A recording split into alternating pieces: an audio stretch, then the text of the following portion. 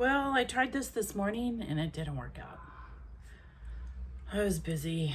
I got interrupted. Children. That's what happens when you're a mom. So you get pulled in 5 different directions. And that's okay. They won't be here forever, right? They grow up. It's okay. Here we go. June 9th. We're going to do June 9th. And I did read over it. And now I took some points out that I liked. The whole problem with the world is that fools and fanatics are always so certain of themselves, but wiser people so full of doubts. Bertrand Russell, 1872-1970. Are we the fools boasting of our certainty, or more like the wise waffling doubters? How many times have we been absolutely certain, yet 100% wrong? Remember when we insisted that we had addiction under control? We were just as certain that recovery would result in a boring life not worth living. We're not automatically wrong when we are certain, but sober second thought suggests that there is always cause to both think and feel our way through life. Can we be at peace with uncertainty? Or do we only feel in control when we can say, no worries, I have this situation all figured out? Certainty is revered and doubt has a bad name. Don't we always vote for someone with confidence? Maybe leaders plagued by doubt could make more thoughtful decisions. Humility, in part, involves accepting that we are only human. We know only a little, and our conclusions may be flawed. Maybe there is a quiet confidence that comes with not needing to be right. We can be confident that we will do the best we can and be willing to alter our course as need be, without regret or shame. Not knowing does not make us incomplete or inadequate. Learning is a lifelong project. Some of the time, it includes reevaluating what we think is true. A dependency on being right marries us to ideas, which may stunt our growth. For some of us, unabashedly doubting is a higher state of consciousness than certainty. Doubt and uncertainty can be spiritual states. Being wrong isn't wrong. Overcompensating is wrong. What am I so sure about? How attached do I feel to my version of the truth? How much intuitive know-how do I have? What are my blind spots? Do I feel inadequate if I don't know? Do I feel like I failed if I get it wrong? It says it includes reevaluating what we think is true. And if we're married to ideas, it can stunt our growth. And that's what comes out to me on this reading. Because I was stunted and I didn't grow emotionally because I was married to ideas that didn't allow me to think any other way. We were only allowed to see things a certain way and read certain literature as Jehovah's Witnesses. So we couldn't second guess ourselves, and we certainly couldn't do that at a door where we met a householder, right? So we as individuals just didn't get a chance to grow and think. Being wrong isn't wrong. overcompensating is wrong.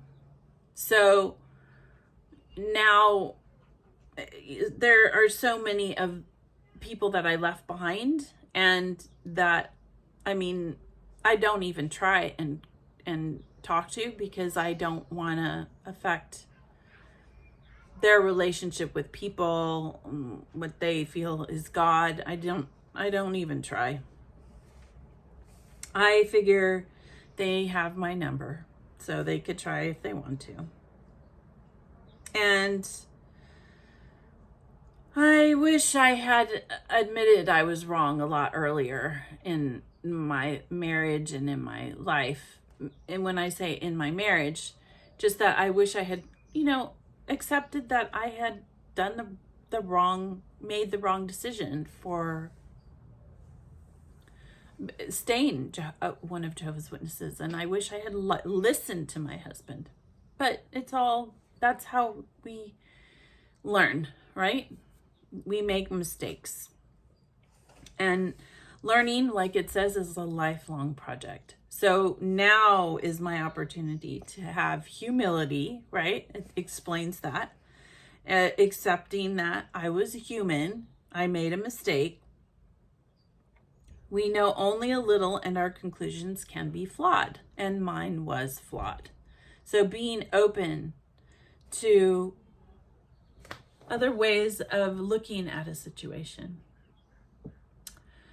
And unfortunately, as humans, we are drawn to people who look so confident in the way they view life, and this is how they know Jehovah views life. And you're stuck with actually looking at individuals and seeing that as somebody who's strong and important and who knows what's going to happen in the future. And when someone is quiet and explains, no, that's not going to happen, we always are drawn to the more confident individual on the pulpit who feels like he knows what he's talking about. Charisma, right? We're drawn to charisma. So I think now, how much intuitive know-how do I have? What are my blind spots? Do I feel inadequate if I don't know? I think that is what I'm working on. And I can say, well, I really don't know. I have to go and research it. Or I don't have to be all-knowing. I can say, yeah, well, I don't know. We'll see, right? And if I fail and get it wrong, that's okay. It's recovery. And recovery is hard when we're learning new ways of thinking about situations. And recovery takes time. And it takes patience with yourself. And that isn't something, that's not something that you learn in a cult. You're not allowed to take time for yourself and think about certain problems or issues that you have in your life, because you're really busy. They keep you very, very busy. And coupled with a problem or with a challenge like alcoholism or chemical dependency, I mean, it's like a vicious circle. Because you never really get a chance to take care of yourself in a cult. So I saw that through what my dad would go through. It would be very difficult. It would be very difficult for him to be able to take care of himself, take care of a family, try and stay sober. It was really hard for him to go to the Kingdom Hall and sit down and not feel inadequate. And when brothers could give these amazing talks And he just wasn't that kind of person. He was a quiet person. He liked to quietly joke and quietly say certain things on the side. He was fun to be with. He just wasn't the get on the pulpit and schmooze everybody. He didn't do that. He was just a quiet kind of guy who liked to sit around, loved his family and his friends that he chose to be around and who accepted him. And like he was dealing with alcoholism. It's a lifelong process of trying to accept yourself. And when you're not accepted by a whole group of people, it's very difficult. That's why Al-Anon is so helpful. That's why AA is so helpful for people who have, who are dealing with the drink. And what's nice about being in those groups is that you don't have to go back. They're not calling you. You get encouraged from some of the women or the men. You get encouragement. If you want to share your telephone number, you can. If you don't want to share your telephone number, you don't have to. Yeah, so yeah.